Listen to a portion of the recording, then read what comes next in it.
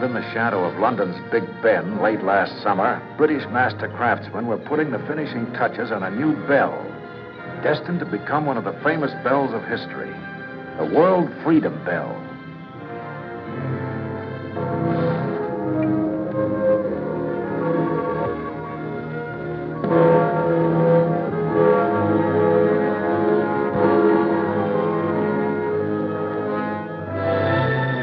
Just as another famous symbol of freedom, our own Liberty Bell, had done before it, this great bell headed across the ocean on a mission unprecedented in history, the Crusade for Freedom. From its start, the crusade was blessed by the labor of free men, unstintingly given. For to cast the Freedom Bell according to schedule, Britain's foundrymen had voluntarily worked up to 90 hours a week. In September, the bell arrived in New York to open the crusade to demonstrate to all the world America's true aims of freedom and friendship for all peoples. As the Freedom Bell toured the nation, to be greeted everywhere by Americans who wanted to do something for freedom, 100,000 volunteers recruited signatures for the Freedom Scroll. It reads, "I believe in the sacredness and dignity of the individual. I believe that all men derive the right to freedom equally from God. I pledge to resist aggression and tyranny wherever they appear on earth." The cross-country tour ended in San Francisco, and the bell was returned to New York, bound for behind the Iron Curtain. 16 million Americans had signed the Freedom Scroll to lift the Iron Curtain everywhere.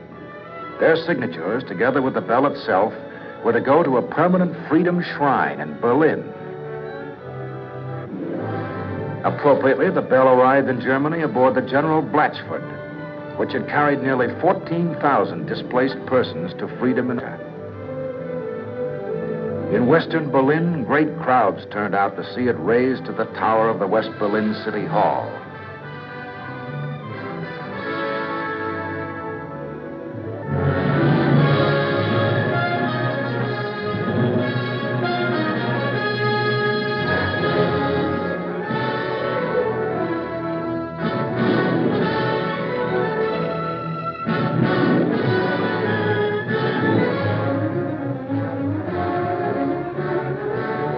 At last, the Freedom Bell, whose inscription reads that this world under God shall have a new birth of freedom, reached its permanent site.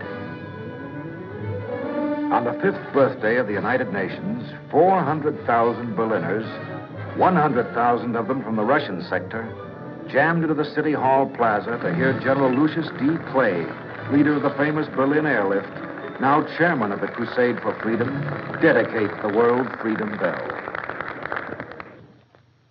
It is in a spirit of deep reverence that we dedicate the World Freedom Bell today.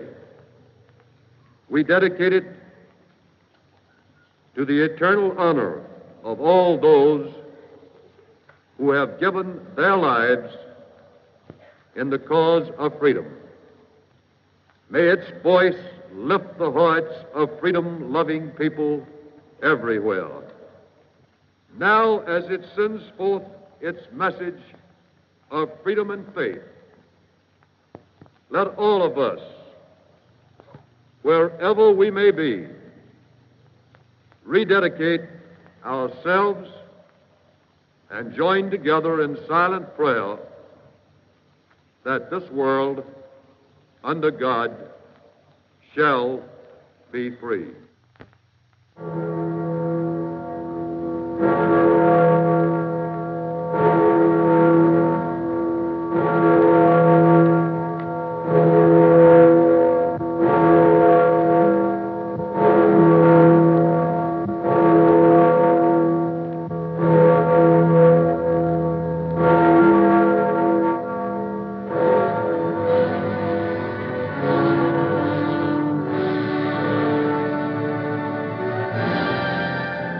6 months later, in Munich, the Crusade struck another dramatic blow for freedom, opening a new Radio Free Europe broadcasting station.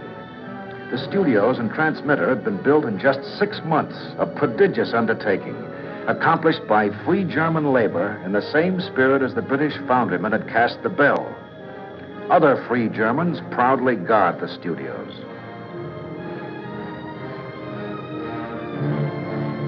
The dedication ceremonies, which took place on April 30th, featured a Richtfest, the traditional German celebration of the completion of the brickwork.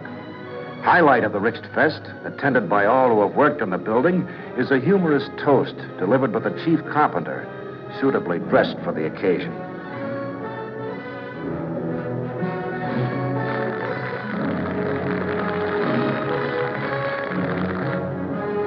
On behalf of the Radio Free Europe organization, President C.D. Jackson congratulates the workers and thanks them. For each man who labored on these studios did so under communist threats of death to himself and his family. Next day, May 1st, a holiday the communists like to call their own, the new station is dedicated in a Munich hotel.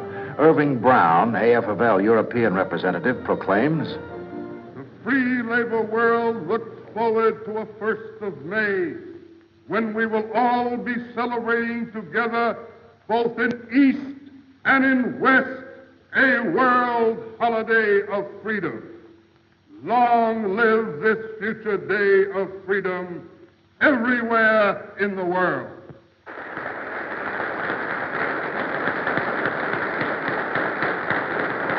Mr. Brown is followed by Mr. Jackson. Mr. McClooney, Dr. Schuster, members of RFE, and ladies and gentlemen, the road of history has many, many milestones, but only a few of them emerge as decisive in the history of mankind. And I think that today is such a milestone. So, in the name of the National Committee for a Free Europe, in the name of the Crusade for Freedom, in the name of Radio Free Europe, and in the name of all of those who have put their hands and their heads and their hearts into this superb instrument of freedom, I hereby dedicate this station to the victory of humanity over inhumanity.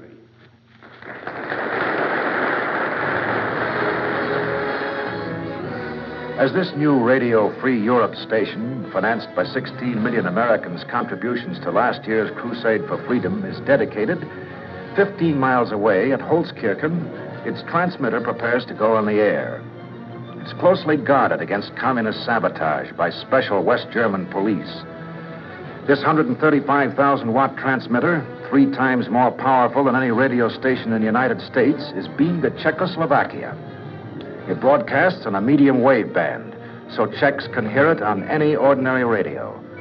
Over it, for 11 and a half hours each day, Radio Free Europe answers red lies with the truth and undermines the tyrannical communist regime.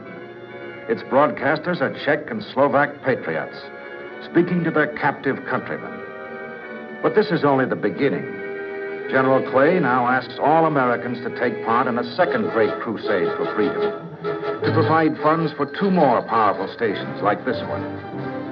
Now, last year's crusade reaches its climax as the power is turned on for the first program to Czechoslovakia.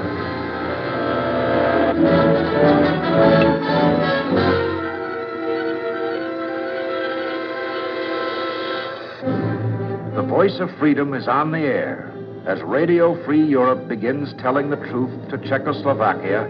The crusade for freedom strikes a powerful new blow for liberty behind the Iron Curtain.